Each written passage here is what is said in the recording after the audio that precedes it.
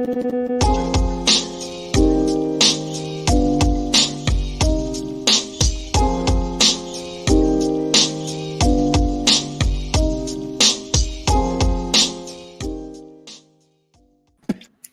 holy cow! They'll let anybody in here. Jesus. Holy mackerel! I thought it was just being Hunley.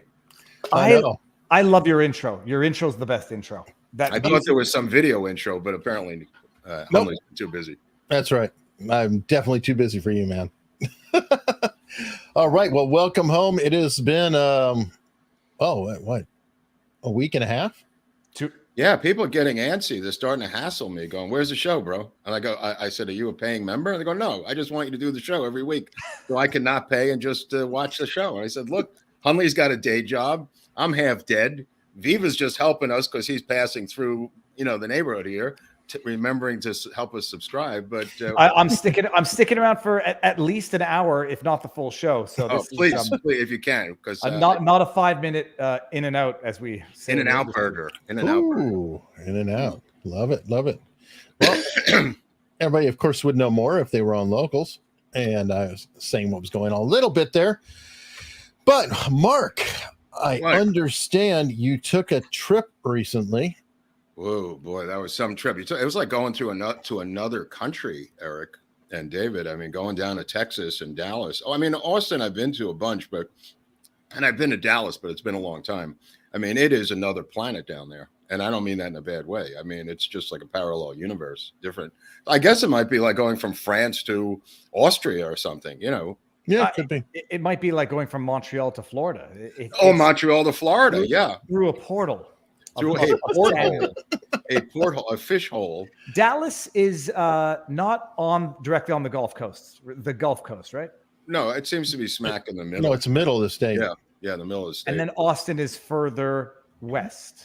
Southwest of it, I believe, a little. Yeah. I just want to thank the people who helped me shoot the videos down there. They're very helpful, and they seemed, I didn't know where I was most of the time, but they took me around and showed me the spots that I wanted to see, which are some offbeat spots. So I wasn't looking at the regular things, but what I did was shoot a little bit of video and just explain where I was in each video. And so there's some connection to it, because we're going to start in the center of Dealey Plaza and then spiral out of Dealey Plaza into the suburbs of Dallas, where many of these events happen. So you're going to be seeing these videos through kind of the steps that Oswald apparently took that day, and then go out concentrically from there.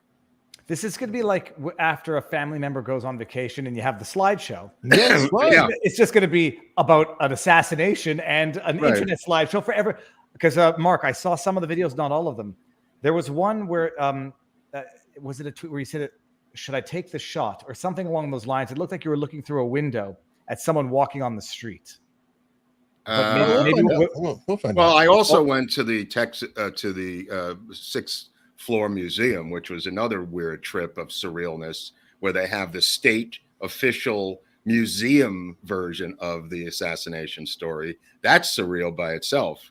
But you're not allowed to film in there. You could take photos without flash, like you're in the Museum of Art or something. But just like some weird photos I've taken. Maybe Eric will flash those up too while we're going on this adventure. What I wanted to do was show, just to give you an idea, the overview of where we are. Thumbnail. I thought it set the mood well for the thumbnail. Right. This is high above. If you look at the bottom left-hand corner, you would be on top of the triple overpass on the right-hand side, looking towards the Texas School Book Depository, and the red building in between is the Dal-Tex building. Now, the county clerk building is the white building, and the red one on the extreme right is the county jail. The object of the board game was to get Oswald from the county jail to the next building before he was assassinated himself. That didn't go too well. And part of the reason that he had to be executed by Sunday night was the fact that the Dallas police promised the media that they would have a full 1-hour press conference with Lee Harvey Oswald once he was transferred to the county jail. And that's why Ruby had to do what he had to do. Ruby was there Friday, he was there Saturday, but by Sunday, there was a red line because that press conference, remember, we saw snippets, David, of Oswald talking to the press, and the press was from all over the world, and they demanded an hour with Oswald, and the Dallas police agreed that once he was settled in the jail, that they would bring him out for an hour-long press conference. And that would have been a haywire press conference. That press conference could not be allowed to happen. Before we even back up just a little bit. Yeah. So there's first shot, second shot, third shot. There's going to be the one question as to why JFK was in an exposed motorcade. I know you've explained it, but JFK was shot twice, right? There was once in the chest where he didn't know what it was, and then you see him feeling his chest, and then the shot to the head. Did he? Well, we're gonna walk through that right now. So hold on with that. We're gonna get into that. Eric just wants to show you the overview here, and now we'll show you some of the videos as to where I was, and I'll walk you through the physics of Dealey Plaza, which, by the way, like everybody says, is so tiny you can't believe that this is the place, because all of these shots you're shown all the time, usually these overhead shots that look like it's a large place. It is like the infield of a little league field. That's how small it is. And whoever came up with this plan was obviously genius, because there's 95 spots to shoot somebody. It's a box. It's like it's a little canyon box where you could have put 50 guys in there and gotten away with it. I mean, that's how many vantage points there are for shooting. And I kind of walk through them in these videos, and you'll see how we lay this out right about now. All right. So we'll start off with... Oh, this is in Fort Worth. Okay, this is the night before. David, this is the Texas Hotel in Fort Worth, which is the place where LBJ and Kennedy stayed the night before. Now, the reason this place is important is because Jackie Kennedy said she heard the loudest fight her husband ever had with LBJ that night, a screaming match that went on for almost an hour. And the subject of it was LBJ trying to get Connally out of that presidential limo. JFK insisted that Connally sit there because Connally represented conservative Democrats in Texas, and Rafe Yarborough, the Democratic liberal senator of Texas, did Kennedy absolutely no good if he sat in that limo with him politically. So JFK insisted that Connally sit with him, but LBJ knew something that other people did not know, and he fought like a savage animal, according to Jackie Kennedy, to get Connally out of that limo the night before in the Texas Hotel. This is them coming out in the morning.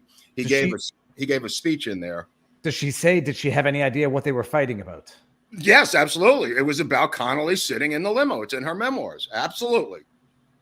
Absolutely. Why? There is a picture of me across the street with the JFK statue. This is right across the street. You'll see in the upper left-hand corner the front wall of the Texas Hotel.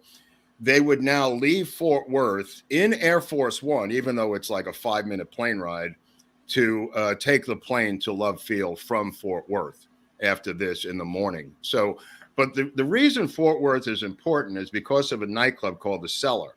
And in that cellar, 9 Secret Service agents got blind drunk, lost their guns. Some of them lost their IDs, drinking moonshine in a club without a liquor license that served moonshine owned by a friend of Jack Ruby's. That's a place called The Cellar.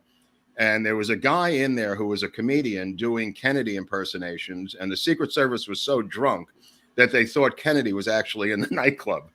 And they had paid 2 firemen to stand guard on JFK's hotel room when they went out drinking. 9 of them came at 5 o'clock in the morning to Love Field to begin their workday hungover, David. 9 of them. And this is in the Warren Commission report. The Earl Warren himself says to James Rowley, the head of the Secret Service, why weren't they fired? And Rowley, in the transcript, says they've been punished enough. I mean, the guy they were guarding is dead. Isn't that enough punishment? And so the Chief Justice is the owner of the Cellar. Kind of looks like a bit like Fidel Castro. A little bit like Trudeau too, right? But anyway, so these men drank moonshine, and the guy who came out impersonating Kennedy, by coincidence, was a friend of mine, a comic who explained this whole thing to me years later, named George Carlin. He was the comic who was doing the Kennedy impersonations that night. He was working at a local radio station, beginning his career as a hippy-dippy weatherman, early version of George Carlin, who was still the suit and tie George Carlin, as opposed to long-haired Carlin. This is 63, keep in mind. And so I got this confirmed. I knew this story, but then when I became friends with George, he confirmed it for me years later. Mark, back it up to the very beginning, and just for context, what was JFK doing in Dallas at that time, and what was the purpose of the motorcade? Okay, in April at the Cortez Hotel in El Paso, Lyndon Johnson and John Connolly, again, these two guys are sewn together at the hip. John Connolly was LBJ's butt boy. He was his campaign manager. He worked for LBJ, later became governor of Texas. But in April at the Cortez Hotel, what they did was their mission was to convince JFK to come back to Texas in the fall to campaign. And JFK again fought vociferously not to come back. He said, this is overkill. I don't need to come back here. LBJ and John Connolly would not stop arguing with him in the hotel, demanding that he come back. Now, this is April of 63. And he finally agrees, after he's browbeaten again, by this time, two of them working him over, to come back to Dallas and to come back to Texas in the fall. That is the initial trigger of the plot in Texas, according to many JFK researchers. I had one other question. I guess at some point, let me just turn this light off. Contextualize JFK's assassination with his refusal to follow through on Operation Northwoods and his promise to disband the FBI. But I guess we'll get there. Well, the CIA is more like it. Sorry. Well, I'll tell you this. There's a bill in February of 1963 that his brother puts forth in the House of Representatives. His brother, being the Attorney General, has obviously a congressman do it. But the bill was to remove the Secret Service from protecting his brother and allow the Attorney General of the United States to decide who the bodyguards would be of his own particular choosing, because he didn't trust the Secret Service, Bobby. And how right he was, because a couple of months later, this debacle will occur with his own brother. And when Johnson becomes president, one of the first things he did was kill that bill in the House of Representatives. But to back up, Texas was in play in 1964, to answer your question. Texas was politically in play in terms of, for the re-election of JFK. And that's why they wanted him to come back, theoretically, in the fall to campaign. Mm-hmm. Well, that's why Johnson supposedly was on the ticket, was to keep Texas. Right. But Johnson was about to go to jail, David, because he had been involved in so many scandals that the front page of Life magazine had, the Bobby Baker scandal and these other scandals where LBJ was about to be indicted and dragged off, not unlike a vice president a couple of years later who was dragged off in manacles from his office named Spiro Agnew. LBJ was about to get the Spiro Agnew treatment, and he knew that was coming literally in a couple of weeks. All right. So back to the story. We're back to Dealey Plaza. Oh, yeah. So here's Dealey Plaza. I think the first video you're going to see is me at, you see where it says second shot on the left? There's going to be there's a little plaza there where it has fragments of the speech that JFK was going to give if he ever got to the Trade Mart. And he never got to the Trade Mart, never gave the speech, but there's a monument there, and engraved in the ground is a fragment of that speech as a little monument to JFK. Now, getting to that Trade Mart is an interesting story because only one person wanted him to get to that Trade Mart. That was John Connolly. The original spot for the speech was the Women's Building. And if they used the Women's Building in Dallas, he would not have to have gone down Main Street. Okay, so if you come, I don't know what that was. That was no, that was me, Eric. Was that a video that you were lining up? Yes, you've heard it. Yeah, go ahead. No, I was trying to do it quietly in the background. So right, because the reason the Trade Mart is important is that every single advance man, including the Secret Service and the DNC and Kennedy's advance people, had chosen the Women's Building as the site for this speech that you're going to see engraved in the ground. The Trade Mart, which only John Connolly insists as the place for the speech, he actually deceives Bruno, the advance man. Jerry Bruno was the advance man. He wrote a book called The Advance Man. Jerry Bruno was deceived by John Connolly into believing that the White House had changed their mind and wanted the Trade Mart to be the spot for the speech. And Connolly again puts his hand on the scale, switching the locations of the speech from the Women's Building to the Trade Mart. The reason that's important is the entire motorcade route has to head towards the Stennis Freeway, which is where you're seeing the triple underpass, to go to the Trade Mart. If not, they wouldn't have had to come down here to Elm and Houston at all. Would it not have been easier just to do this in a quieter setting? Like, is there a reason why this had to be so public, or in theory, why they wanted it to be so public? Where would they do it? I mean, I'm thinking of it was his brother, or who was one a few months later killed in the walking through the kitchen. Oh, right. You mean that was a very public place. That was very public too, with 127 witnesses. But I mean, I get your point. The reality of it is, they tried in Tampa. They had their mindset on, this is really bizarre. Reader's Digest, the month in November, has an article written by James Rowley, the head of the Secret Service. And in that article, he describes how easy it would be to kill a president with a high-powered rifle from a building. Once Kennedy is killed, Reader's Digest trashes that article and changes the magazine. That was supposed to be the cover story from the Secret Service head. And, you know, Jack Kennedy said the same thing, how easy it would be to kill me with a high-powered rifle from a building. I was looking at a video by Wynton Lawson yesterday, one of the Secret Service agents on C-SPAN from about 25 years ago. And they asked him, do you check the open windows on these buildings? And he goes, nah, that's too much work. We can't do that. It's a ridiculous answer, but the reality of it is, you're supposed to check the open windows and order them to be closed. Part of the stripping away of the defense of JFK was to leave all the windows open and have no police presence in Dealey Plaza for those buildings.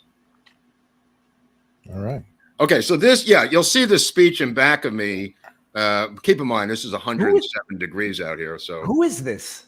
Yeah, that's I think it's me in Dealey Plaza with an America's Untold Story hat and 107 degrees of Dallas goodness jet engine heat blasting me. But let's roll this, see what we get. Look at it. Okay, so if you come in closer here, you'll see the speech, a fragment of the speech that JFK was supposed to give at the Trade Mart that he never got to.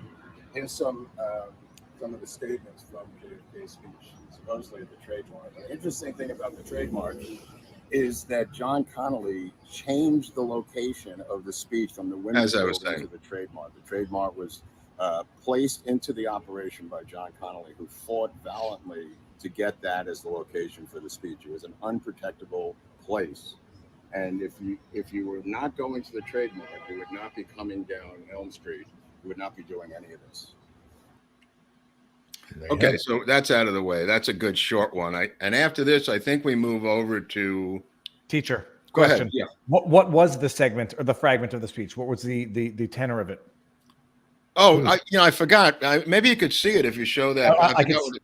It was something about world peace, David. It was about world peace. Irony, right? The world peace idea may have gotten him killed. So, I mean, it may have been prophetic in a lot of ways. Well, you're shutting down Nam, right? I mean, they didn't want that. Well, I think a lot of the things with the military was the peace treaty with the Soviets over having a missile treaty. That drove them completely insane. Despite the Bay of Pigs, that drove them insane. But I think the number one thing was the missile treaty with the Soviets. I think that drove them ballistic, to make a pun. But as long as it didn't drive them nuclear. Yeah. All right. So where do we want to go to? The hideout, the headshot viewpoint? I think you can just go to the staircase of the Dallas of the Texas School Book Depository. What the building where Lee Harvey allegedly shot? Right. We're going to go right to the staircase here now. I'll show you the front of the building, if you can find that one. Well, this is a shot. You'll see this. This will come up in a couple of seconds, Eric. If you hold this one and just go to the video from the staircase, okay, to match with Billy Lovelady, who they thought was Oswald on the staircase for about 20 years. Billy Lovelady. Okay, sorry. Right. Yeah. There was a guy named Billy Lovelady, David, who worked. See that guy there circled? That's Billy Lovelady. For 20 years, researchers believed that was Lee Harvey Oswald. They try to match the fabric of the shirt with a lot of different things, and they believed that was Oswald in the building doorway. And it turns out that it was a co-worker of Oswald's named Billy Lovelady who kind of looked like him. Why are these two security guards? Are they looking back in any particular intent, or is it just the frame? Well, we don't know. Most people believe they're looking back because they heard the first shot. Okay. Having nothing to do with Billy Lovelady, but Billy Lovelady is standing in that doorway, and he doesn't really look like Oswald. Well, right, not up close. If you look at it, right. If you zoom in, you could tell it's not him, but he did wear that white T-shirt and an overshirt over that Oswald, so you could see why it might be confusing. Sure. So you're going to see me now in a video standing where Billy Lovelady is.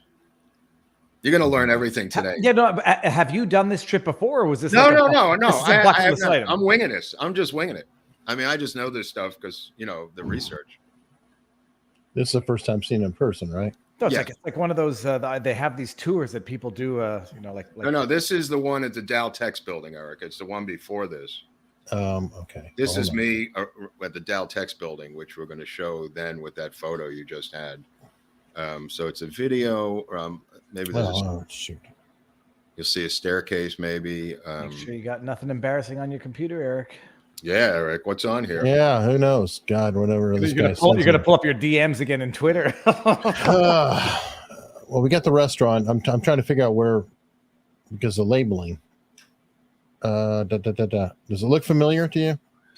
I can't see it as well as you can. This is the point of the slideshow where the kids would be screaming, "Get to the picture!"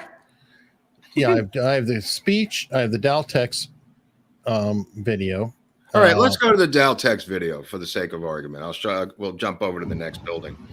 Just to set it up, let me just explain one thing. The Dal-Tex building is adjacent to the Texas School Book Depository building.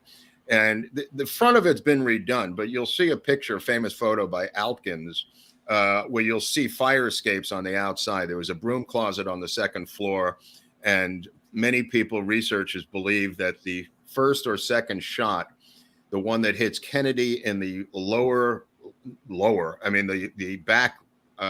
back lower right-hand shoulder, came from the Dal-Tex building. It's a shot that only goes in an inch, David. And it's a flat trajectory, and I'll explain it in this video, Eric. All right. Dal-Tex building. Abraham Zapruder worked in this building. This has a window on the second floor right there. If you pan up, you'll see the window. This has all been reconstructed here, so you may not recognize it from the photos. But that second floor window had a straight-on shot. There's a little hill over here. You'll see the road descends down under the underpass. But in 1963, that window right up here on the second floor had a fire escape, and there was a broom closet up there. And many people believe, including myself, that there was a shooter up in that window that allowed for the almost straight shot into Kennedy's right shoulder from that window that has been repainted and reformed.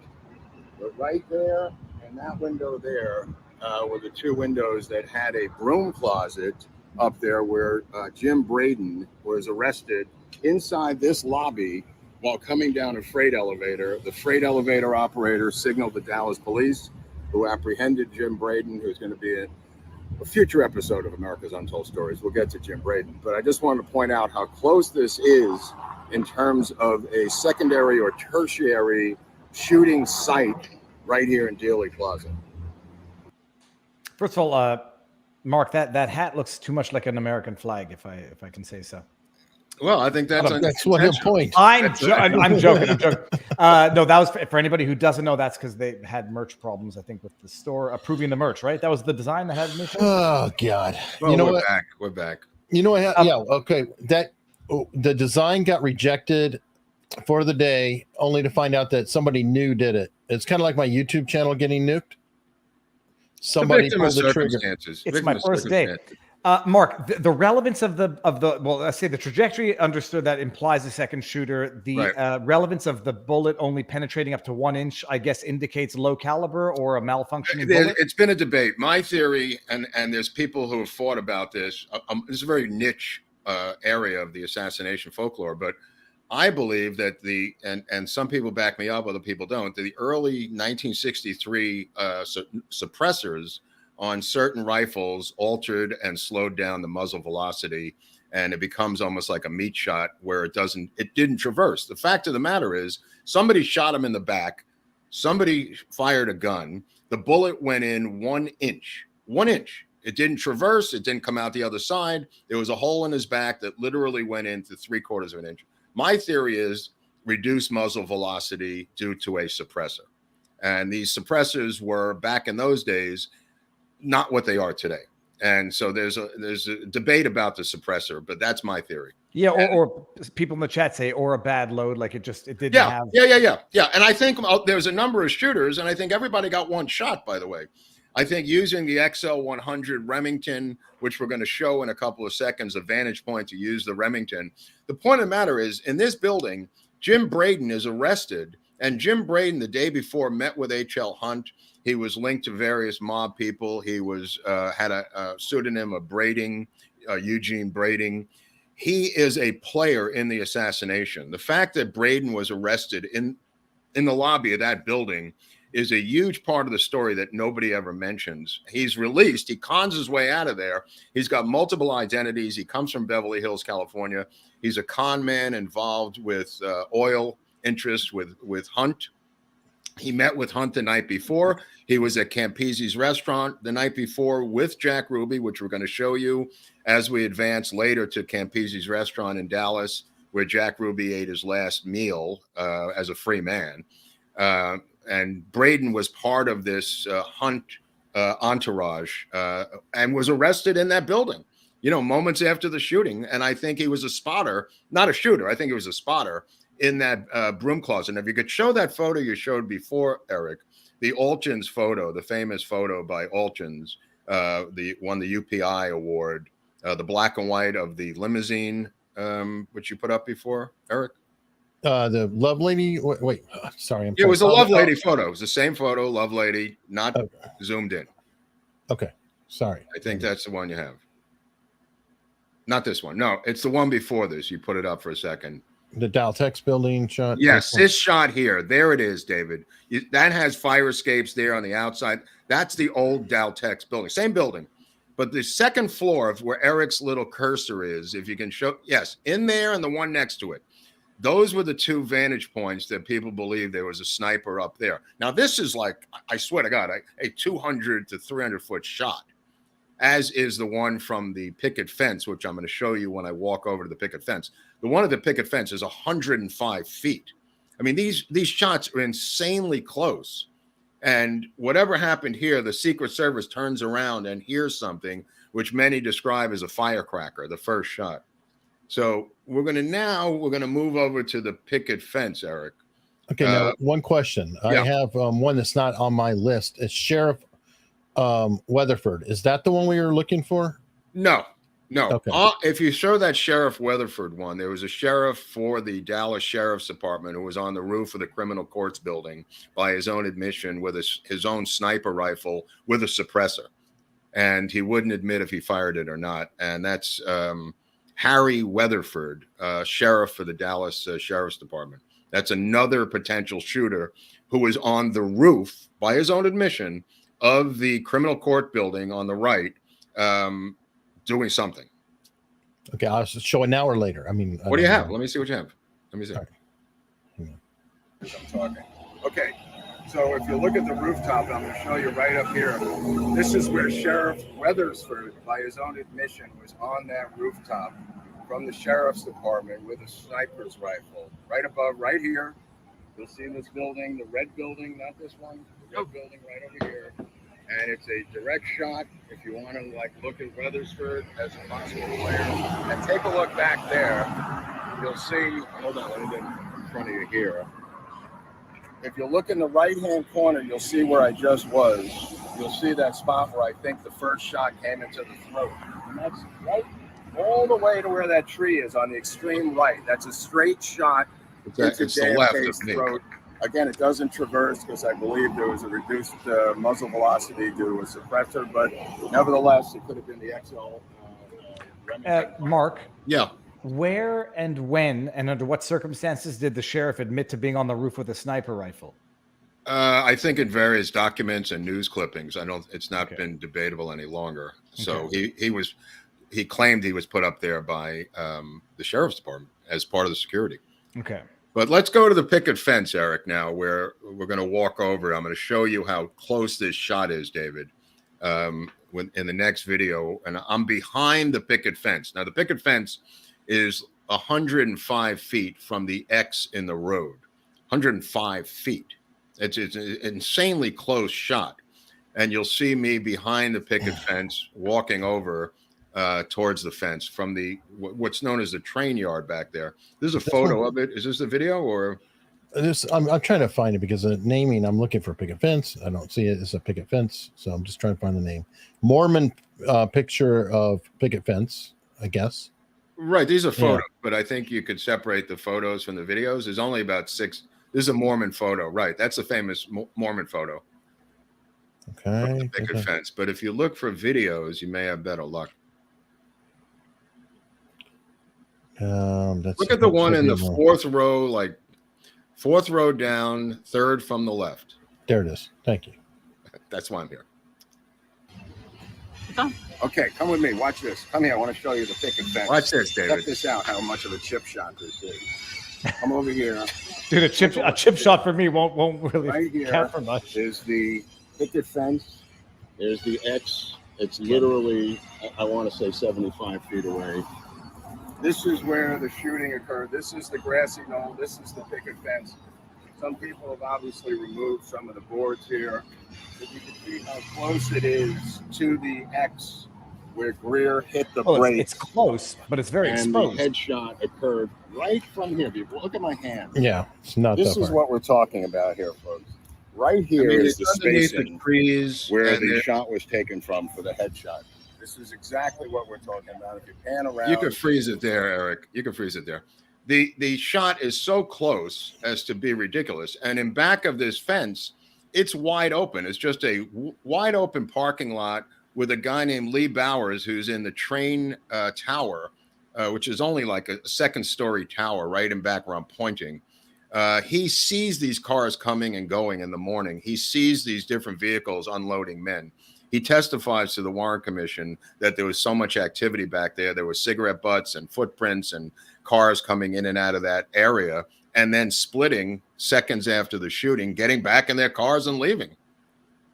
I mean, it's an incredible vantage point for any type of shooting of an official right there. I guess one question would be from that proximity, would that account for the impact that the graphic image, the way it actually happened, the impact, or would that make it more likely to just to penetrate without actually causing that much damage? I think that shot right there, again, I believe everybody took one shot. I don't think anybody reloaded. I don't think anybody shot twice. I think people got off one shot and split. So whoever took that shot, whether it was with a rifle or an XL, of course, thought I'm having problems with the freaking page. Okay. Bear with me. Oh, the chat's accusing you of being drunk, Eric. So let's. Yeah, I see. Snap out of it. So I'm going to show you another vantage point in a couple of seconds when we go over to the overpass.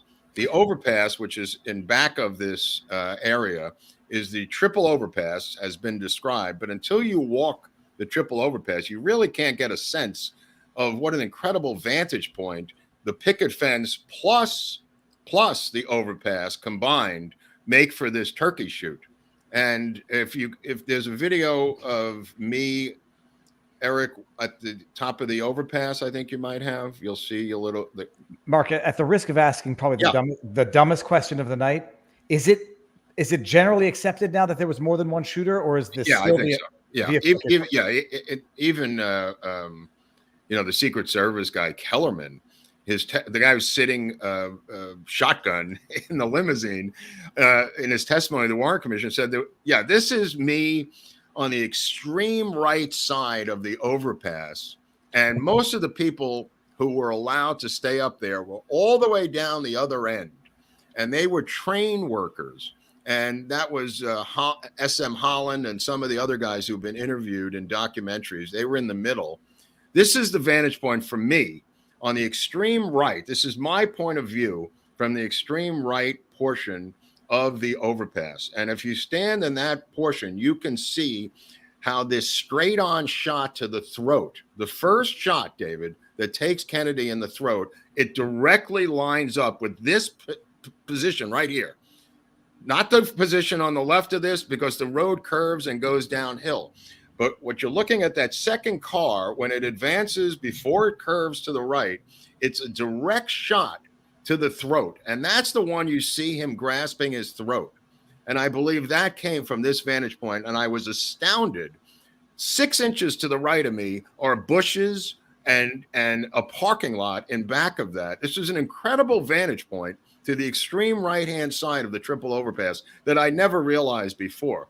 And yeah, I put a little sticker there, so I couldn't lose my way. So, but, Mark, how many bullets went into JFK? I thought it was only 2, the back and the head. You've got the bullet in the throat. You've got the bullet in the back. You got the bullet that takes the temple. That's the shot to the head is 3. Those are the 3 shots. Now, Gerald Ford moved the shot in the back right shoulder to the back of the neck so it would traverse with the shot to the throat. And he admitted he altered the autopsy himself. He admitted that he changed it, just like the FBI agent did, almost the same kind of verbiage. And he admitted he did it for the good of the American people. Gerald Ford. This is not me making this up. Gerald Ford admitted that he, and you could see his handwriting crossing stuff out, how he altered and moved the back right shoulder bullet hole to the back of Kennedy's neck to line it up with the entrance wound from the bullet that went into his throat, the first shot, which did not traverse, by the way. And that would be for the good of the American people, insofar as it would quell the reality of the conspiracy to be more plausible, just one lone guy who pulled off 3 shots. And here you'll see, well, this is another famous Alkins photo. You see the bullet hole through the windshield of the limousine, David. That is a rare photo showing the bullet hole through the front windshield. And I believe that's the shot that gets Kennedy in the throat. And I believe that comes from the far right-hand corner of the triple overpass. Oh, yeah, it's hard because the first thing that LBJ does is he takes that car apart and sends it back to Detroit to have that windshield replaced the next day when they get back to D.C. It's amazing. It's astounding. It's astounding. It's almost like a pattern that we've seen where they deconstruct and destroy the evidence, before anyone's had a chance to look at it. That's why the Kennedy assassination is relevant, in my humble opinion, to what's going on today.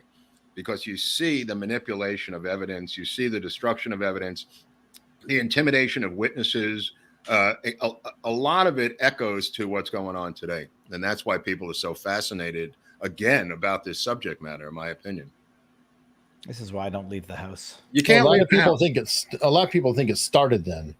I think it was earlier, but this is when it really ramped up and started to get crazy.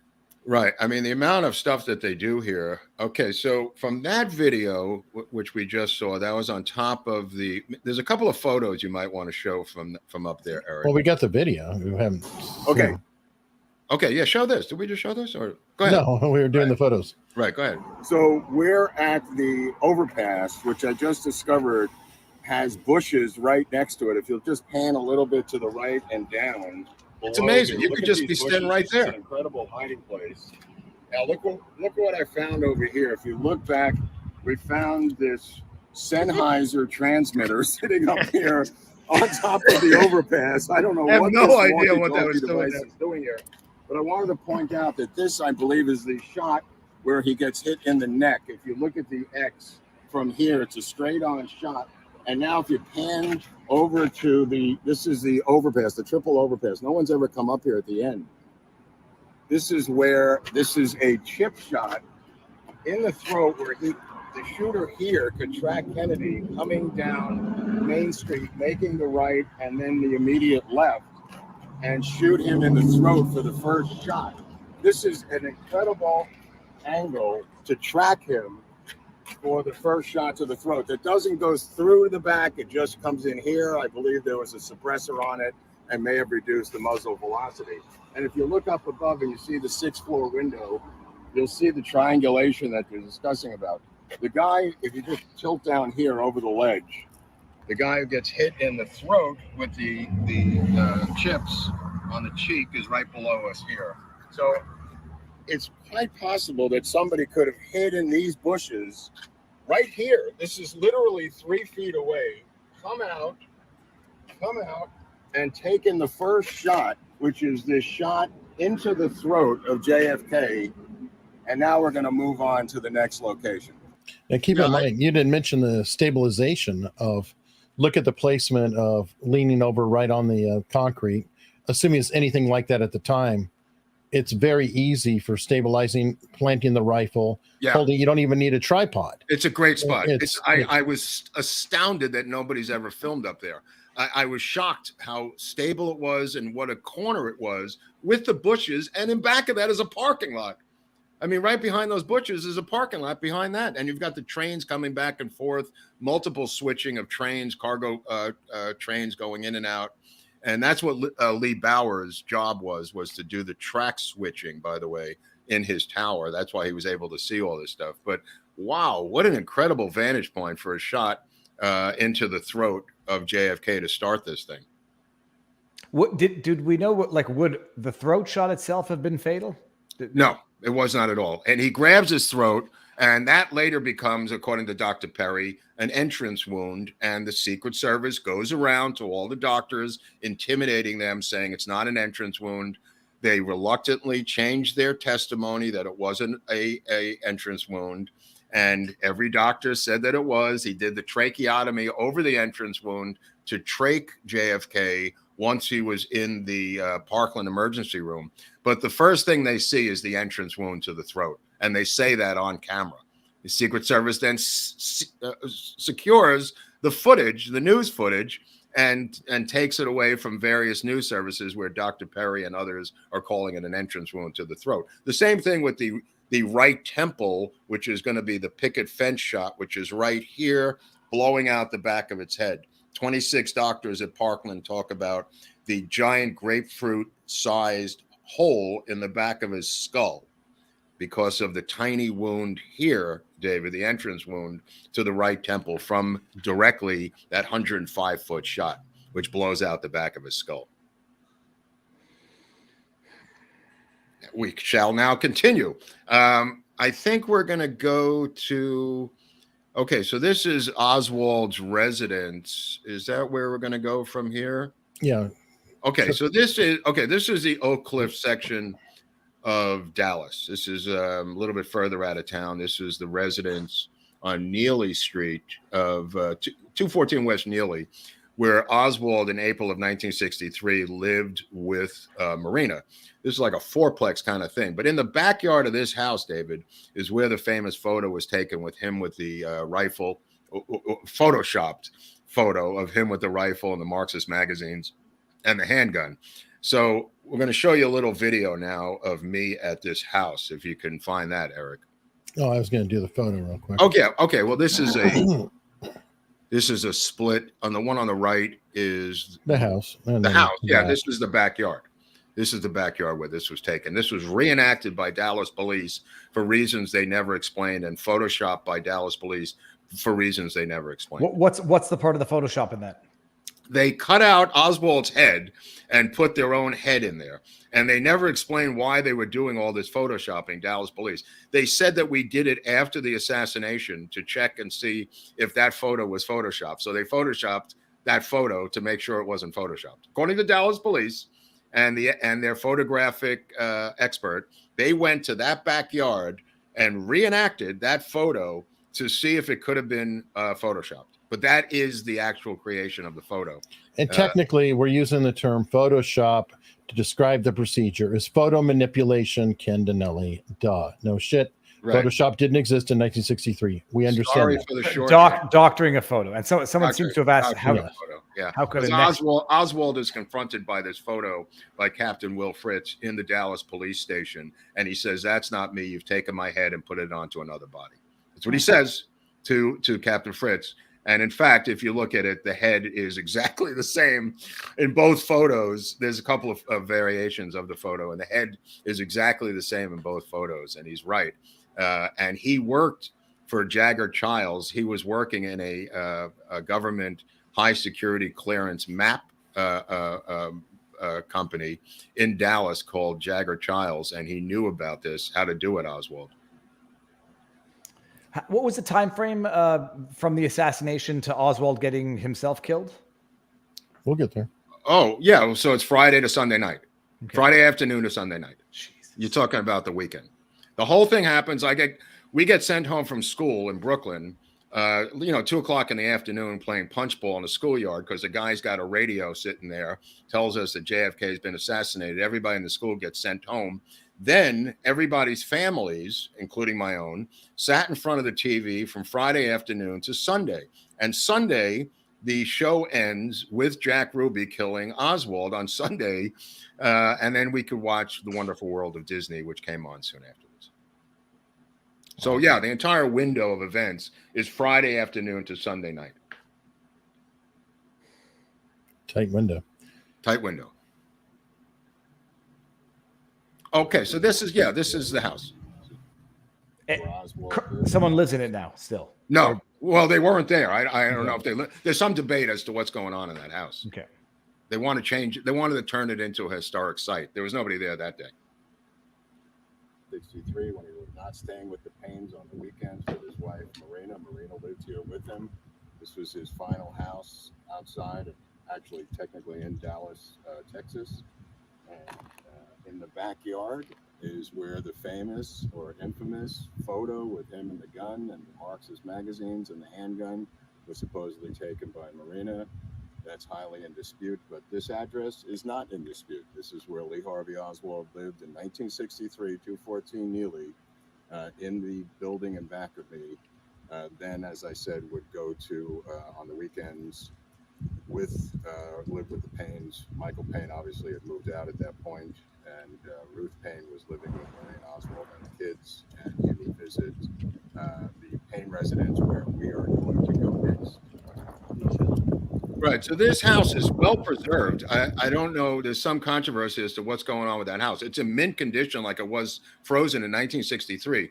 But keep in mind, this is not 1026 North Beckley, the rooming house where he lived with 17 other rooming house people when the assassination happened. He lived in that house at 214 West Neely in April of 1963 until May of 1963 when he goes back to New Orleans. And then he later will have a residence at 1026 North Beckley in the rooming house, and that would be in November of 1963. So this house is his first house with his wife and daughter, where they lived as a family officially. They bounced around a couple of people's homes, but this was their first family home in when they came back from the Soviet Union in Dallas, if that makes any sense. And this is also in Oak Cliff. Both of them are in Oak Cliff. Now we're gonna move from here. No, we're not gonna go there yet because that's in Irving, Texas. Now we're gonna go to the Tippit murder site. Hang with Tippit. We're gonna walk over. You cued me off in the video. Said now we're going to Ruth Payne. So sorry, I got excited. Okay, don't get excited. We'll get there. We get there. We're now gonna go to the Tippit murder site, which is fairly close to this. That's why I mentioned it. It's 10th and Patton. There's a wonderful oil painting of the rock and roll J.D. Tippit, looked like Elvis, and they called him JFK as a nickname. He was a dead ringer for JFK, oddly enough. But if we get over to these are two videos, Eric. The first one is a short one. Yeah. You want the videos or the stills? Yeah, let me see the stills first. Let's see what the stills look like for David's sake from the period. Tippit was killed the day of, or the day of at 1:10 p.m. Within an hour or so. Keep in mind, the president is shot at 12:30. This is 1:00. So after the president's been shot, half hour later. What's the operating theory or the working theory as to why Tippit was shot? Random crime? He was shot because he ran into Oswald and randomly ran into Oswald, and Oswald executed. Randomly, not in hot pursuit or anything? No, nope. They put out an all points bulletin for the description of Lee Harvey Oswald without a name.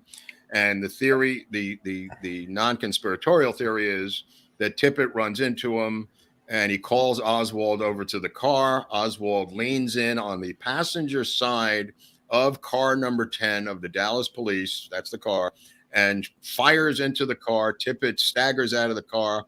Oswald comes around the side of the car and gives him the coup de grace on the back of the head. Empties the entire automatic weapon, 38 automatic, with automatic shells, into the back of J.D. Tippit. And then goes to the movies, which we're going to go to in a couple of seconds. Then he has to go taking a film. But yeah, here's 10th and Patton. You'll see the spot right there. This is, as I said, in the Oak Cliff section of Dallas. It's kind of run down then, and it's kind of run down now. It hasn't really changed much. There's a bunch of car dealerships around there, used car dealerships. Ken Danielli points out that I know nothing about this. I mean, this is that's now Danelli's shocked. We got him on the defensive. Come on, Kenny. Okay, so this is car number 10. Again, this is J.D. Tippit's police car. Keep in mind, when Oswald goes home, his roommate, his rooming house lady, the woman who ran it, said that Dallas police car pulled up, honked the horn twice to signal him, and then drove away. This is in her FBI report. She said that he came in with no jacket on, got his revolver and a jacket, and left to take the bus to go to the movie theater. The other people believe that he did this, walked over here and killed Tippit. So if you'll show now the first video, this is the other side of the car. This is Dallas police detectives and local residents. A lot of people around there. Keep in mind, this is 1 o'clock, or roughly speaking, on a Friday afternoon in November in Dallas, in a pretty crowded neighborhood. This is a map from I think from Decker or one of the cops, how he got from there to there. If I may ask another stupid question, does Oswald ever admit or claim that or attest to the fact that he shot Tippit? No, No, absolutely not. Absolutely not.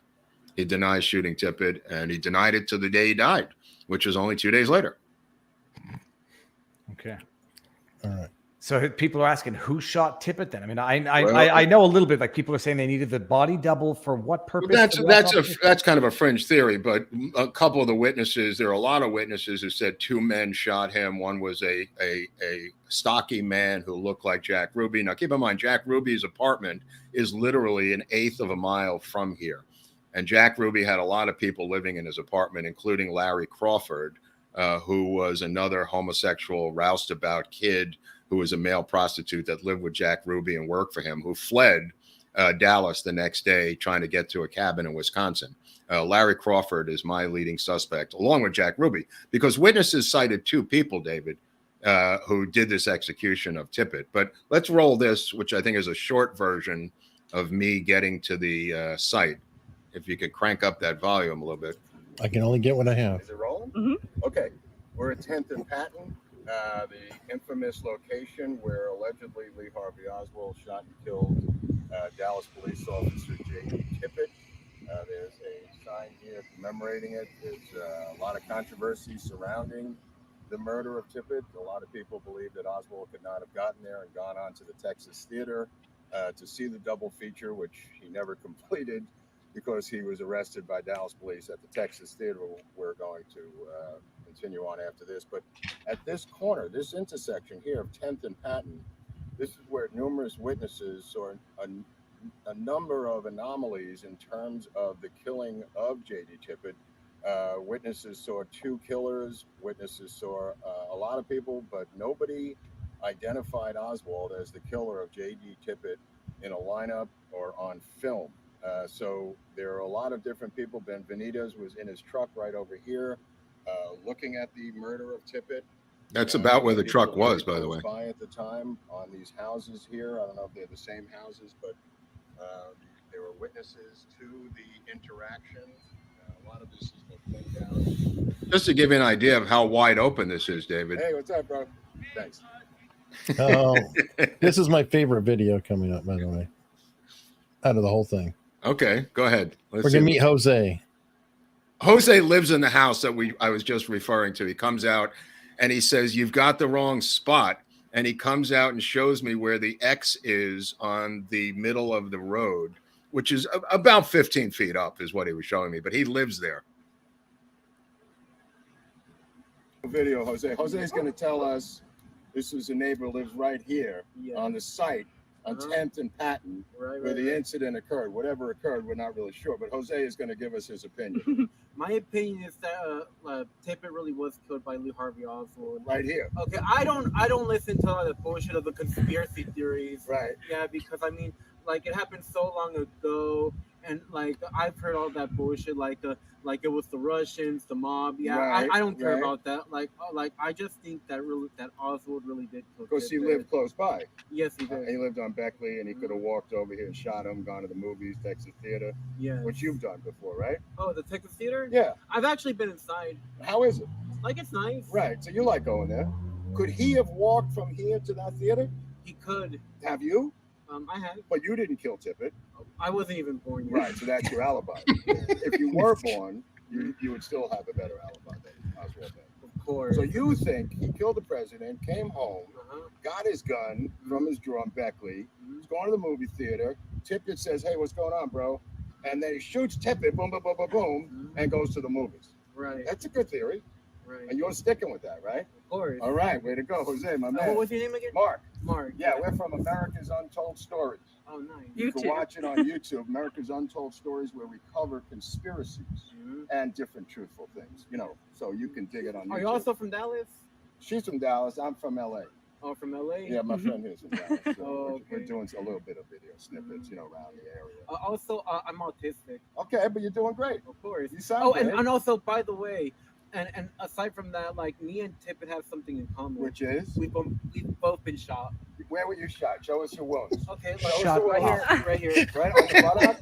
Like, no, right above the butt crack. When you were running away? No, it's because, like, some asshole tried to rob me. Right? Like, I didn't even know he was trying to rob me. I thought he was just being an asshole. Right? And then I walked away from him, and then he shoots me. Damn. Jose, you gotta be careful, bro. And guess what? You gotta be careful. Yeah, that's understatement. So you got something in common with J.D. Tippit, Yeah. that he had bullets inside of Yeah. him, and you live right at the site Yes. where J.D. Tippit was murdered, Oh, Just and like by that, the just way, very I unnonchalant. Oh actually- yeah, I got shot in the butt. which is Marijuana. okay. So you're 420. Yes, I'm You like to party. I mean, hey, Hey, don't it's forget. medical, it's medical. Don't forget. I mean, autistic people they have a problem with parties Right, because you see, like, they have trouble with socializing. right. But you And sound pretty helps. good. You sleep Well, I'm just saying, like, had you met me before the year 2011, Right. you probably would have thought otherwise. Well, how'd you get better all of a sudden? From Like, marijuana? He said the marijuana. Well, that and I taught myself how to be more social. Right. Well, Jose, you're doing a great job. Yes. Did you- I'm telling you, this is my favorite freaking video out of everything. Jose is just great. I'm Just sorry. random chat. He, Yeah, I got he shot came in on. the butt. He yelled out the window. He came when we were shooting. Came out to out to us to explain his take on the assassination. Yeah, random. It's a lot of randomness in this. I'm going to ask another stupid question. I know everybody knows. What's the official explanation for why Jack Ruby shot Lee Harvey Oswald?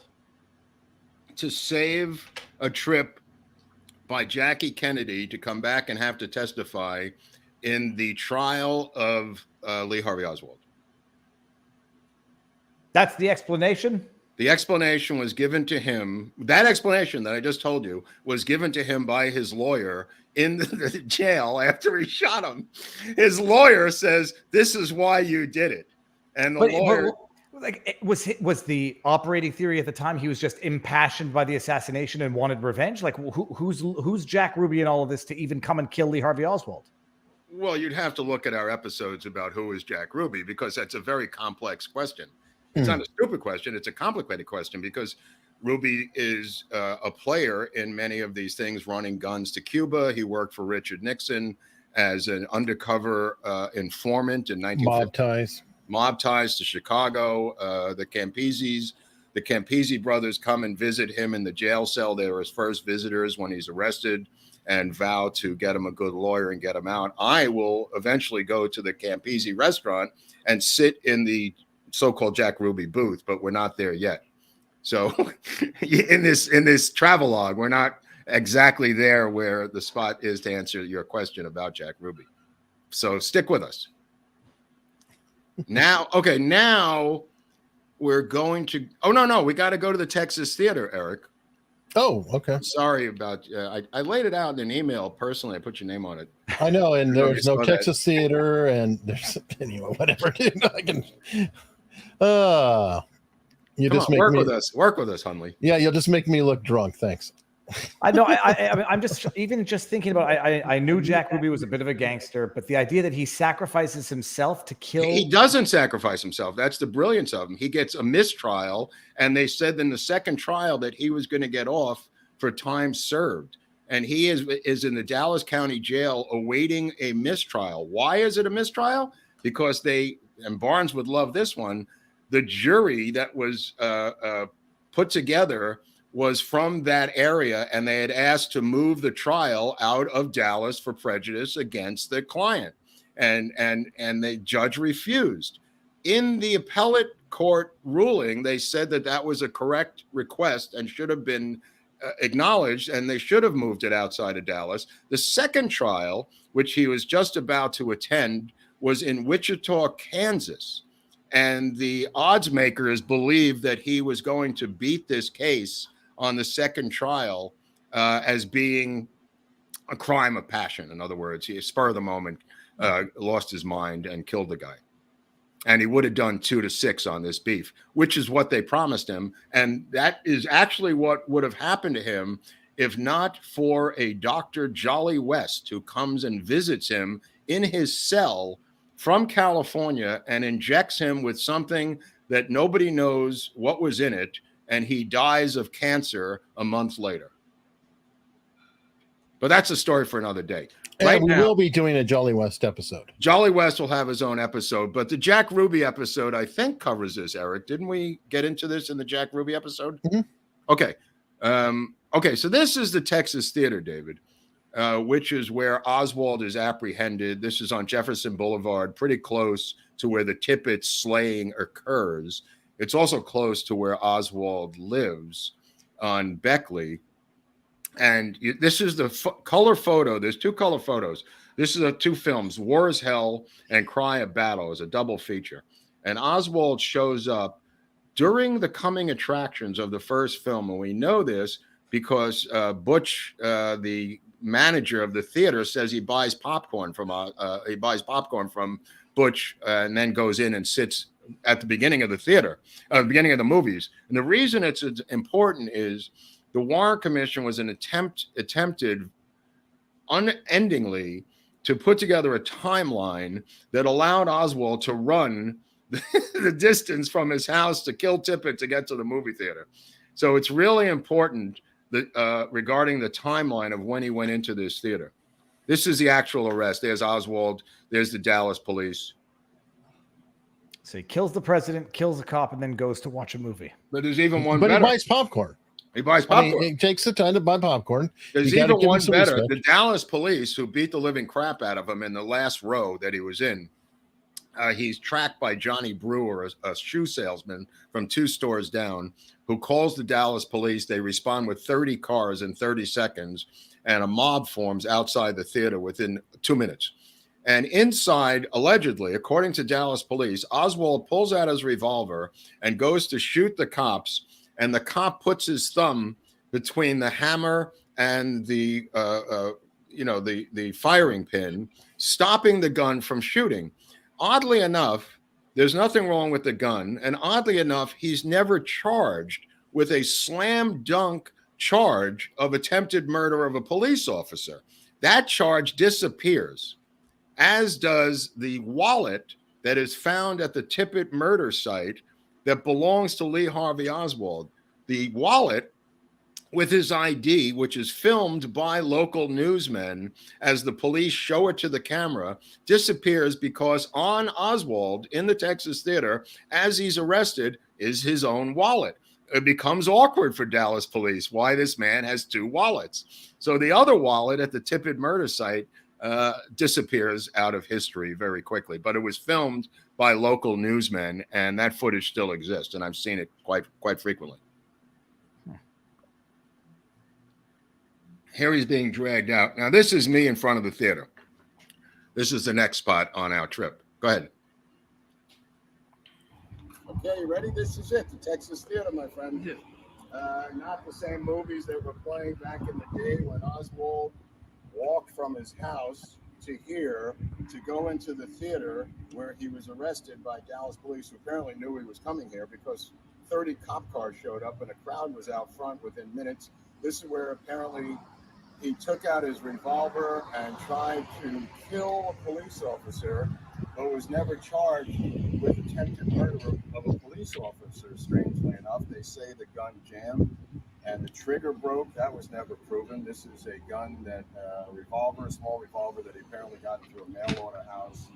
That's highly disputed. But what's not disputed is that the Texas Theater is still in business down here on Jefferson in Dallas, Texas, in Oswald's old neighborhood. And it's still in pretty good shape. This is the scene right here where you can look at photos, and we'll show some videos later of the arrest of Oswald. At least there's some wonderful photos of him being arrested. And Yeah, Oliver. He had another wallet on him, not the Right. wallet that was found at the Tippit murder scene, oddly enough. So he had 2 wallets, Oswald, which most people don't have. I guess he was living large at the time. Oliver Stone donated some money to help renovate that place in the 90s, and it's been completely restored inside and works as a movie theater and a concert hall to this day. That's the Texas Theater. A lot of people believe he was there to meet somebody, David, his handler or whatever. Some people believe he was just going to the movie theater. The 2 honks. Well, if he were, brainwashed MKUltra or whatever, he's got to unravel from a hard day of work. Half a day of work, actually, because they got sent home at lunch. True. Everybody in the building was sent home. Not everyone was a suspect. It was only him that was a suspect of all the people who worked in there. He was the only suspect they were seeking. Everybody else just went about their business. So now we're going to go out to the area where Ruth Payne lived. Now, Ruth Payne, this is the house. Yeah, this is the one I was telling you about. I'm going to back out for 2 minutes, but I'm coming back. Okay, we'll talk. And I'm going to keep listening on my phone. Okay. All right. Are you going now? He's gone. Okay. I'm still here.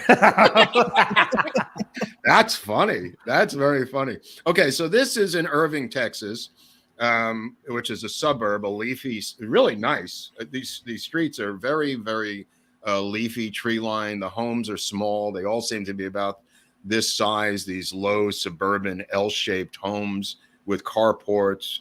There's the famous Ruth Payne's Garage on the left, which is the name of a book by Thomas Mellon, a pro Ruth Payne book that I highly don't recommend.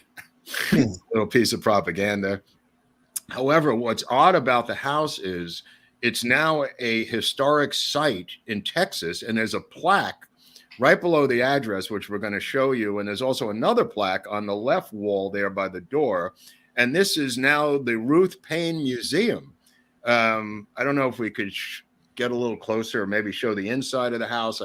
That's what I'm going to now. Okay. I'm going to skip the video till he comes back. Mm-hmm. This is, I think, the bedroom that Marina Oswald had in the house. Keep in mind, she's living there and with the baby, pregnant with a second child, and Lee Harvey Oswald is visiting her on the weekends because a couple of doors down is Buell Wesley Frazier's house with his mom and his sister. I don't know if his sister lived there, but him and his mom did. This, I think, is the dining room of the house. It's really nice inside. Now it's a museum inside with, as Max Good said to me the other day, it's creepy inside. The whole place is creepy. I mean, the whole thing gives off a creepy vibe. Max said the same thing, who produced the Ruth Payne documentary. This is the kitchen. There's many photos taken by Life magazine and other magazines that weekend. of the Marina Oswald and Ruth Payne and the children in there. Living room. That's the living room. Yeah. Even Oswald's mother shows up. So there's 3 people there. Oh, here he is. We're inside the Ruth Payne house, which is a museum now, David. It's amazing. In Irving, Texas. Marguerite Oswald was there, Marina Oswald and Ruth Payne and the different children were there that whole weekend. And with a lot of newsmen who kept descending on the place, plus Secret Service, plus the FBI. And this is the famous garage. Now, in this garage is where they found the blanket, which they picked up, and the blanket had no rifle in it. So this is where he I like this. What's that? I like they've got this little photo of her kneeling in the garage or something. Yeah, no, it's a creepy, weird. There's holograms in there. There's TV sets playing with interviews of her on a loop. Yeah, oh, wow. I mean, it's a creepy, creepy place. I don't know how it became a historic site for the state of Texas, but a brilliant write-off for her accountant, I think, to pull this off, you know. For sure. Jeez. Now, in there are the metal filing cases that they found that stored 3x5 cards in these cases of 3x5 cards of communist left-leaning students from Texas schools that her husband put together in his surveillance operation for Bell Helicopter, Michael Payne.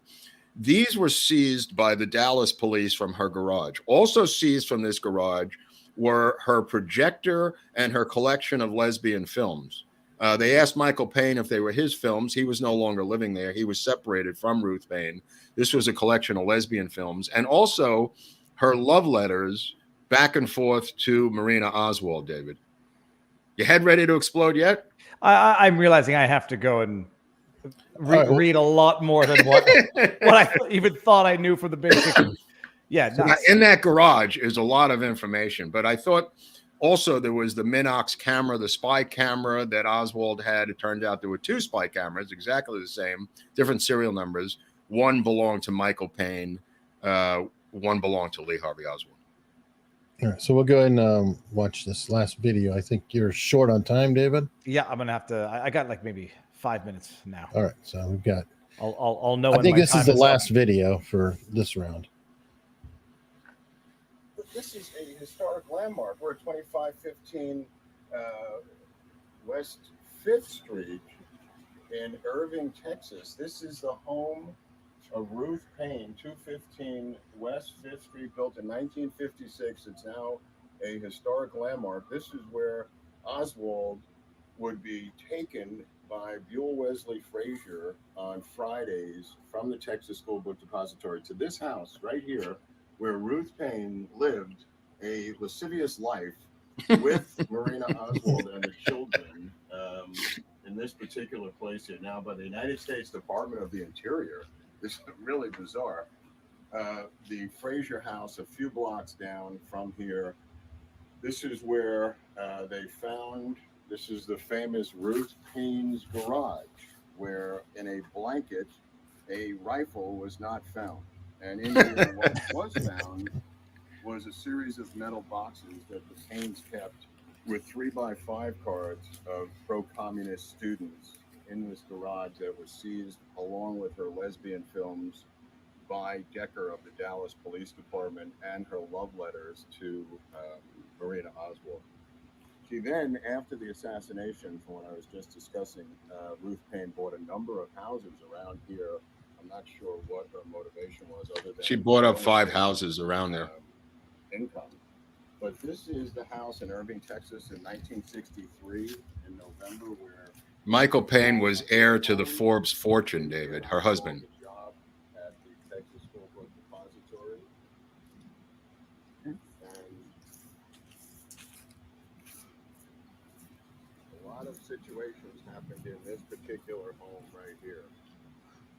This is a great old neighborhood outside. This is the suburbs of Dallas in Irving. Let me tell you, it's a long drive from the Texas School Book Depository to that house. In November of 1963. It's in incredible condition. And we rang the bell and nobody's home because Ruth Payne now lives in Northern California. We obviously did an episode about her last month. And this is the historic landmark. We can get a shot maybe of the. Someone in the chat says I'm a conspiracy theorist. I guess I am because I believed the Full Metal Jacket explanation. Lee Harvey Oswald got off 3 shots in 2 seconds. Apparently not open on Wednesdays, as everyone knows. This is the dedication here. These are the people involved in making this into a museum. Ramiro Lopez, everyone knows, Public Works Team Director, worked very hard. Shirley Smith, the project coordinator. Gerald Farris and Dennis Webb of the City Council worked diligently to make this into a museum for reasons that I find hard to believe at this point in my life. But again, 2515, that's where we are. West 5th Street, built in 1956. It says the Payne House. Michael Payne moved out, and Ruth Payne lived here with Marina Oswald, doing some very, very, very sketchy things. Okay. They missed an opportunity. They could have called it the House of Payne is the first joke. Now, Mark, this is my serious question. Yep. The collection of lesbian porn, was she in it, or did she just collect other people's? I think they were just not commercial, but as commercial as they were back then, Okay. For the 60s, they weren't her doing things. It was her own, party videos or whatever. What do they call those films? Stag films, kind like of. stag films, yeah. Because they went to Michael Payne. Decker, the sheriff, is the one who took them out of there, and they went to Payne, and he says they're not mine, which I thought, well, that kind of narrows it down. There's only 2 people there they could belong to, And I mean, if you read the love letters between the 2 of them, now keep in mind, these are 2 operatives. Ruth Payne, obviously an operative by everyone's imagination today. Estimation, according to even Max Good, who kind of outs her in his movie that came out last month, and Marina Oswald, who comes as an operative, honeypot operative from the Soviet Union. They're playing each other. Whether there's a real romance there, no one's ever going to really know. I don't know. It's something like you would see out of The Americans, that FX show, where they're using each other for various reasons. So BP Alpha says 6.5 seconds for 3 shots is impossible. What movie was it? It was Full Metal Jacket, right? Where the guy No, it was JFK. No, you're talking about JFK. No, I'm talking about the movie where one of the drill sergeants is saying, U.S. Marine Corps. I think it was it was Full Metal Jacket. Lee Army. Right. A Marine could do that shooting. Right. It's crazy. Once you go up there in the Texas School Book Depository Museum, they don't even have the original boxes from the sniper's nest, because there's multiple sniper's nests. There's multiple photos of the Dallas police arranging the boxes in various configurations to create a sniper's nest. That's why they were up there for 3 hours on the 6th floor. And even the museum today has 2 brand new looking boxes. I guess somebody must have stolen the original boxes, because they have like 2 tiny boxes up there in the window for their exhibit. It's a ridiculous exhibit, and it's a ridiculous museum. Let me just put it that way. I highly don't recommend it as a museum. It's really worthless. And it's about $30 a ticket or something that I wasted on the stupid museum. But by the way, everyone who's wanting to watch the films, who's worried about volume or anything else, they're all on locals. Yeah. For people who want to support us. And before David takes off, he's got to settle a raging debate now. Because go on. Okay. Well, everybody knows we have merch down below. And the most popular piece of merch is our friend Oswald. Oh, boy. Oswald, who is the Patsy dog.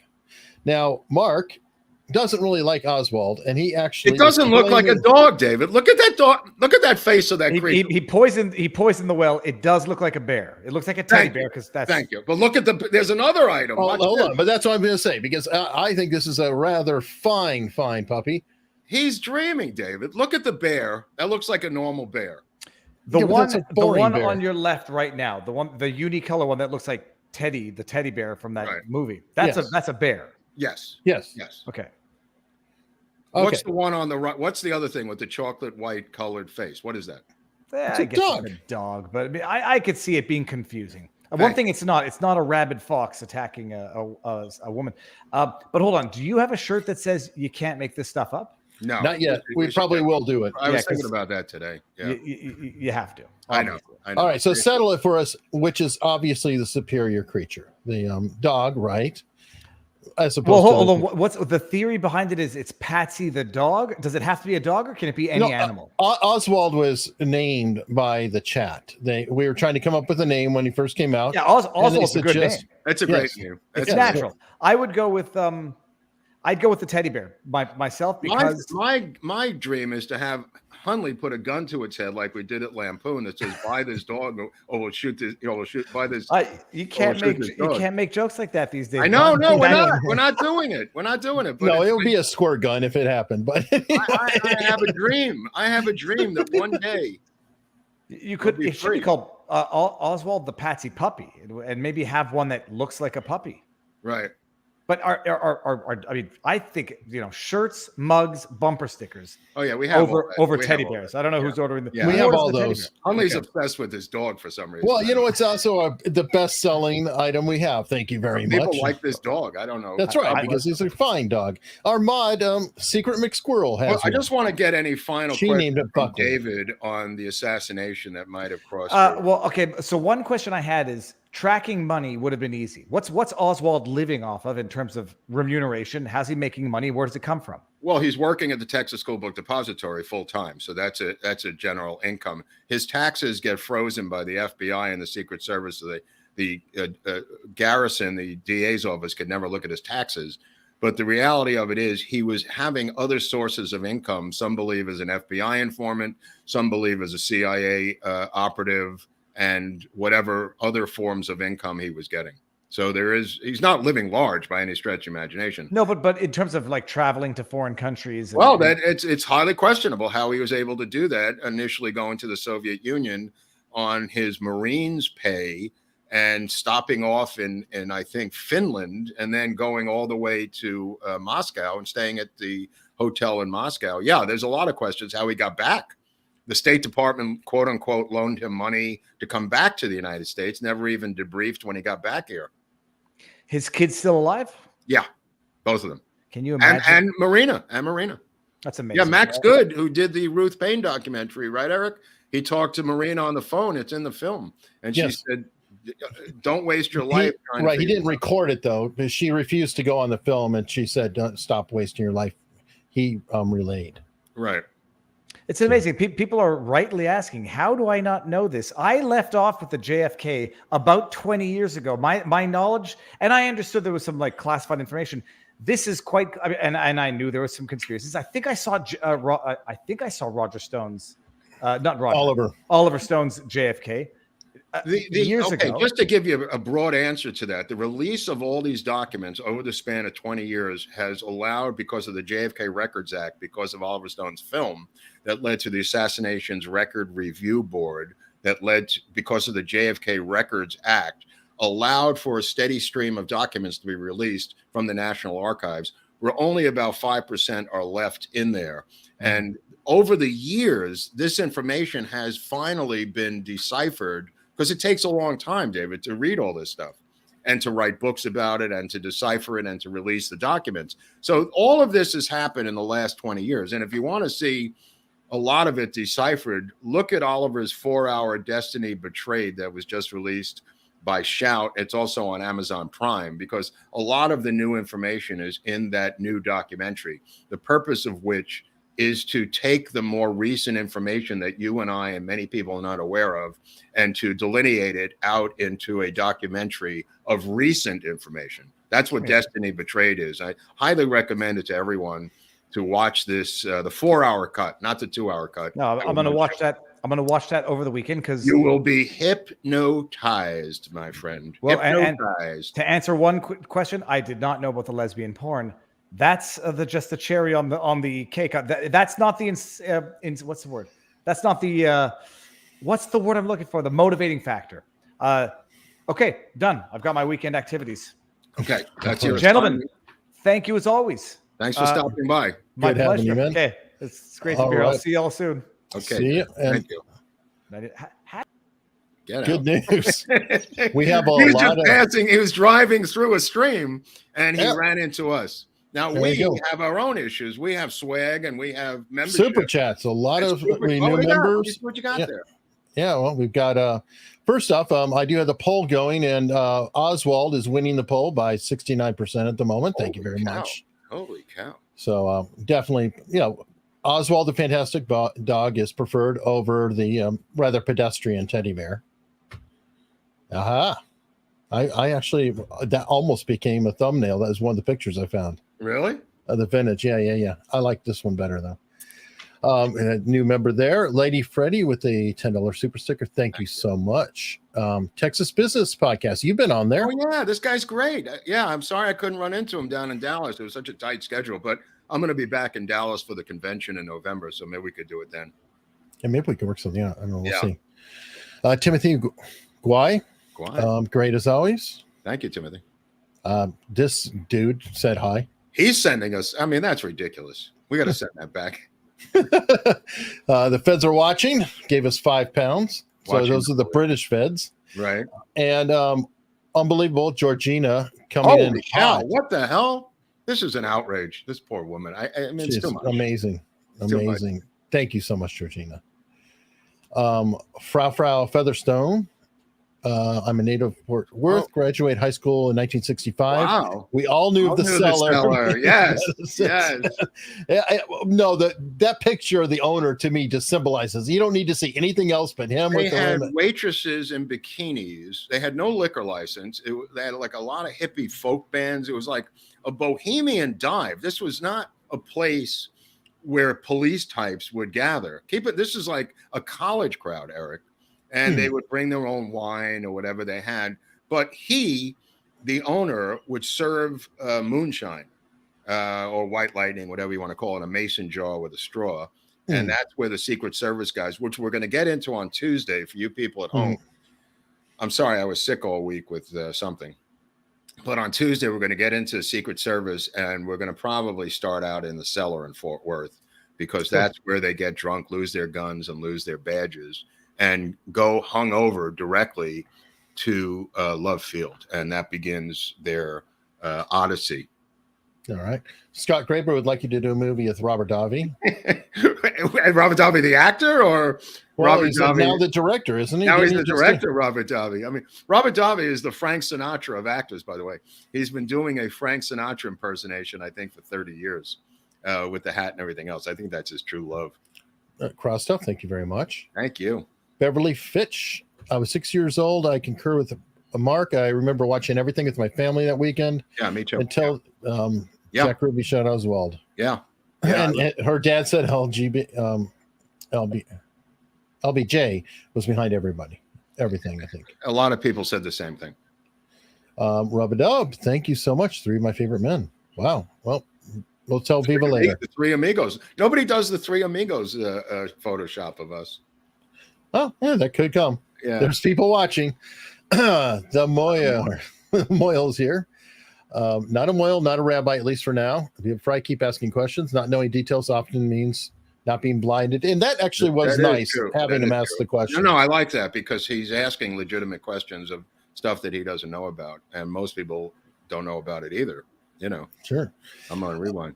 Marty Smith fan Sue. I'm late. I'm on Rewind. I'm happy to see Viva Freedom here. He's coming up with a new slogan, I guess, for his fans. And I think that just came up today. What? Well, like the Frei Fringe or Viva Freedom. I think they're trying to determine what the community is. Oh, I see what you're saying. The Frei Heights. Do you have any information about what do you have? That's been debunked. That's been long debunked. His father was a hired hitman who killed a federal judge. He killed a judge. Right, but that was all, as my grandmother would say, bubamaises. Today's Yiddish word of the day, bubamaises. And how do you spell that? Oh, it's hard to spell because it's in the Yiddish, so I would have to. That's like a lot of characters. It's got to be. Being one of the 3 trans families. Right, that's been debunked many years ago. All right. That doesn't mean that the 3 tramps were not up to something. It's just that Woody Harrelson is not one of the 3 tramps. There is Supertramp, which was a band, right, Eric? There was. Right. There was. Breakfast in America. By the way, Supertramp has a great song, the Logical song. Okay, I knew Which- you. I knew there was something with you and Supertramp. No, I mean, it's just a great song, and I think there's a lot held in it that everybody getting kind of cracked down and losing their imagination over Are they an time. American band? They might be Canadian. Yeah, I don't know. I don't know about that. Yeah, good question. From Melbourne. Hello tomorrow. Hello Thank you for tomorrow. coming. Yeah.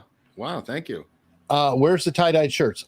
I'll have to look. We had a bit of a that's what I merch. was- right. We had a merch problem, guys, and Right. ping me, tag me. By the way, again, everyone, if you want to reach out, you don't have to pay or anything. You can always go to ericumley.com, contact, and I do get emails. If there's something from Mark, I forward it to Mark. I get the craziest emails from him. I don't know. well, we do, but I mean, it is a way to, have a long form contact or to nudge or whatever else. And I at least read all of them.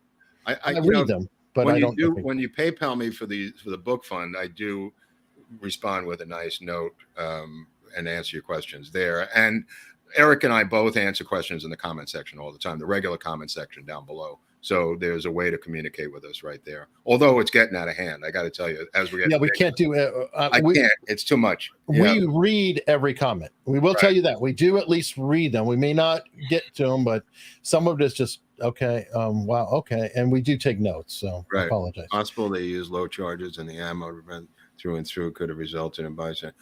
It could be. I don't shoot know the each other if there's a crossfire. I mean that. Yeah, I don't know the answer to that, helping. but there's definitely two shots that don't traverse. I mean, any way you want to look at it, the throat to the shot, the shot to the throat does not traverse, and the shot to the right hand shoulder area of JFK does not traverse. Those are scientific facts. I mean, medical facts. Trying to figure out the bullet velocity is not my area. I'm just kind of winging it, and the muzzle velocity, I'm winging it. Most of this stuff, I'm not an expert at all. These are just my harebrained theories. It's for people to figure out. But those the two rifle shots that don't traverse. Put it that way. English. Okay. Supertramp, of course. Mark, you can do stories of the doppelganger of Lee Harvey Oswald. Yeah, we're going to get into that probably when we get into Oswald, because even when he's in Minsk in 1958, there's a letter from J. Edgar Hoover about somebody using Oswald's identity in Texas while he's already in Minsk. So he was being doubled in 1958, 5 years before the assassination. And we know that because we have the letter from J. Edgar Hoover to prove it. All right. Thank you. The Audio House. Audio House books. Oh, yeah, I guess they are. I don't know. Yeah, I don't know. Okay, so we have PayPal. We have Locals. Locals has really picked up lately. It has? It's awesome to see everybody in there.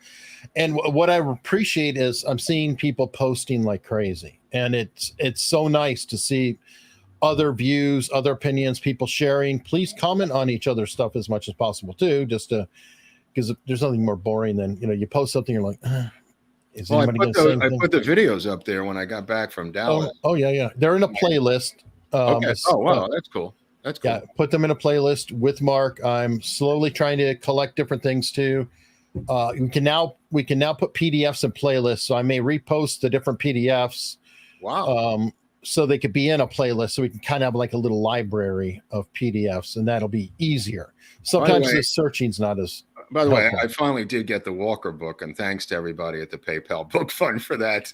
I went with some company called Millions of Books, and it took millions of days to get the book.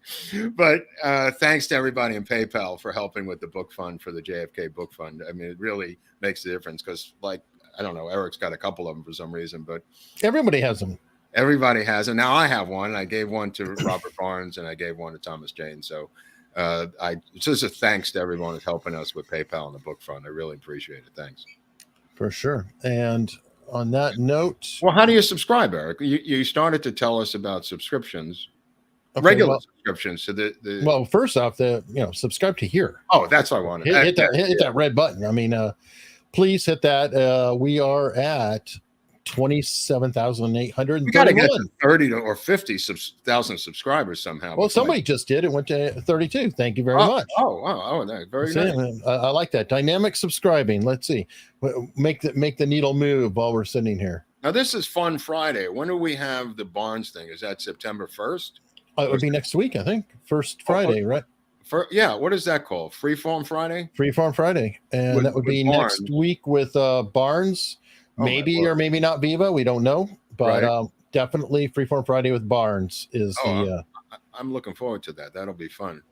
And in the interim, anybody wants to be on locals, I will be doing my Saturday night stream that I do every Saturday. I kind of hang out there, and everything we do is put out on locals.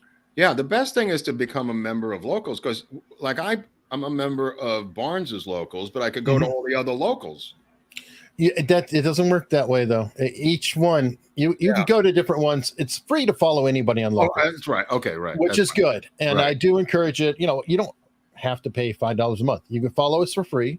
Right. And if you like it and you say, hey, I want to watch the videos that are exclusive, you put these videos up last Thursday? Thursday or Friday? I got back Thursday night. I must have put them up Friday. Yeah. So I mean, the people on locals, they've been looking at them for a week. Yeah. And it's and they're there, for the future and everything else. I think there's more of them than we did today, though. Also, I think on locals, there might be a couple more than we actually got to. Okay, and definitely check that out.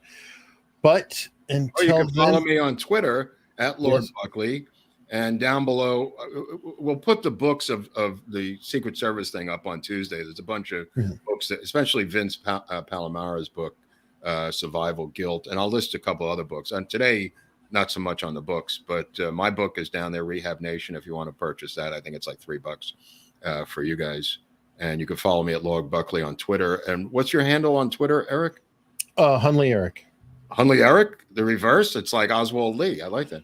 Unfortunately, somebody who had Eric Hunley took it. So you got to do a variant. It would be 3 fields of fire, triangular kill zone. It's actually military stuff and not CIA stuff. The CIA does not get involved in anything military until they just pick up some guns and get brief training during the Kennedy administration. And then Kennedy and his brother put a stop to it because they're outraged and shocked that the CIA has any military weapons whatsoever. This thing was a military coup d'etat with LBJ waiting on the wings. Does it say, can I tip? Yeah, I think that's that little tip can. I don't even know what that. You can tip, but the tips are going to be split between the two of us. Oh, that's fair. Fair. Anything on locals is, we split it completely 50-50. So if you're tipping and you want money directly to Mark, PayPal and Venmo. That's the way to get it directly to him. Oh, Venmo is very popular. Yeah, I forgot about that. Either one of those, but keep that in mind. So if you want to tip specifically, Mark, I want to buy him a book, whatever, it's going to be PayPal or Venmo. Anything locals is going to be 50-50. Anything PayPal to me is obviously to me. Please subscribe. I just want to explain this because it took me years to figure this out, or a year. Because we have such a wide variety of subjects, the algorithm with YouTube is so skewed against us because people who want to see Baldwin get notified about Baldwin, and they want to subscribe to a Baldwin channel, which we're not, and we're not a JFK channel. We're a channel of America's Untold Stories. And that varies, and it kind of goes against the grain, right, Eric? It's a niching problem. It's a problem of niche. And we have created possibly the worst subscription model of any channel ever created on YouTube because of the variety of subject matters that we're covering, if that makes any sense. So if we were a straight JFK channel, we'd probably have 150,000 subscribers. The same thing with Baldwin or Pussycats, for that matter. But because we're all over the map telling these America's Untold Stories, we really need your support to subscribe, simply to raise the algorithm up so we can be more successful and buy ourselves a pair of pants. Okay. And I know a lot of you talk about, if you want to know when we're going to go live, if you're on Twitter and you follow me, I always announce during the day about the show. And then I try to announce within a half an hour of it starting, also on Twitter. And what obviously about I announce it on local. What about Rumble? Is there like a notification thing for Rumble? We are on Rumble, and they send out a notification there. I don't see the notification myself, but John Yarber again. Think of the military does it dirty work. CIA, yes, that's technically true. Yes. I don't know about that. Yeah, it is true. dude. In general, I mean, or Yes. The CIA gives orders, and special forces a lot of times carry it out. They're very intertwined when you're talking well, about you know operation. more about this than I do, Hunley. So you seem pretty confident about that. To me, this particular event had the military all over it. So it did. I think in Vietnam, you're probably correct, right? Vietnam and also that's all overseas. Here, technically, it was stateside. Right. So it gets a little bit more confusing. Right. They all don't have around. any domestic legality stateside. But as far as now, I mean, if we're going to describe the operation, they very much work together, CIA, military. Where are we going to put this Definitely video? Is this do going to go with the CIA collection, or does this will go JFK, right? This is JFK. Oh, okay. Right. This one, yeah. I mean, yeah. Definitely. All right. Definitely. So the Secret Service will be JFK on Tuesday. And we should explore possibly doing a Secret Service period episode down the road. This might be a two-parter on Tuesday. There's a lot of stuff. I don't know how this is going to play out time-wise. Yeah. So we'll definitely look at that. There's video and there's photos I want to get into, and it's a complicated story with the Secret Service. No one's really ever finger pointed against them. They've gotten away with very little. Oh, they got a good rep. Yeah. They really do. Yeah, and they do a lot of media. They're smart. Yeah. All right. So apparently Oswald wins. What? Check the 69% holding strong. Sorry. Wow, he's got the same numbers as Trump. That's kind of interesting. The polling people. I was comparing to Chesa Bowden getting voted out, but I didn't know what was that. It was right. cool. Right. All right. Well, on that note, folks, on Tuesday, see everybody. I'll be on Locals on Saturday, and see you next week. Thank you.